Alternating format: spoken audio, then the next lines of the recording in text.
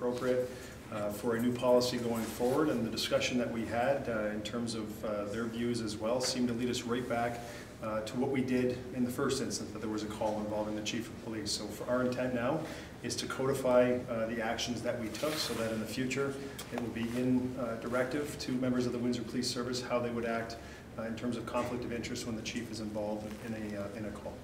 And in this case, it was getting an outside body or outside members to investigate any? It's really the reporting structure on how this got reported to the chair of the board and then to the board itself. But also how it's dealt with in case there is another call to the Chief's house, who should respond to that call, and then how things flow from there. It would really be up to the board to decide in the future whether or not to seek outside counsel from another police agency, which it's at their discretion to do, and of course always at the discretion of that police agency whether or not to return that, to respond to that request. Explain to me why this is important. Well, we noticed that there was a gap in the policy, but we weren't alone. In fact, our representatives from the ministry, who cover almost the entire province of Ontario, tell us that there's no other police service in Ontario that has a specific policy that deals with this kind of issue.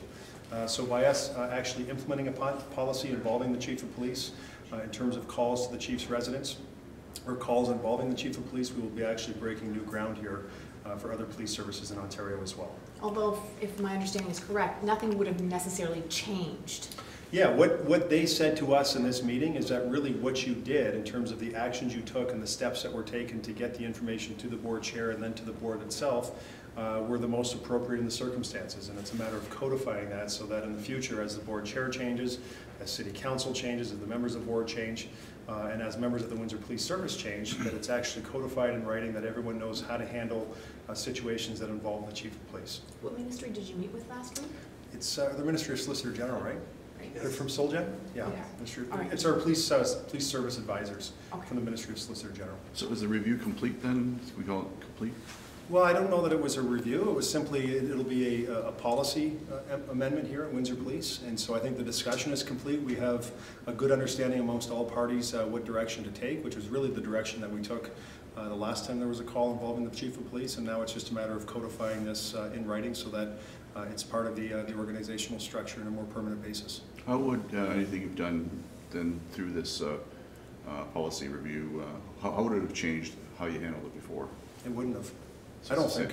I think it would have, the same thing would have happened if we had this in writing. Yeah, that's what I thought you said. Yep. Is it necessary to meet with representatives from the ministry to move forward on a change like this? Well, it was the direction from the board, mostly past members of the board that aren't here, but earlier this year, direction from members of the board to sit down and meet with those representatives. So we did that. We had a very good discussion. The Chief was in attendance as well. And I think we got to a good place at the end of the day, going through the different issues and different scenarios and basically saying that what we did the last time was really the most appropriate course of action. The Deputy Chief took the right steps in notifying the board chair, that the board chair notified the board as a whole, and that decisions were made as a board collectively with respect to their particular employee, which is the Chief of Police.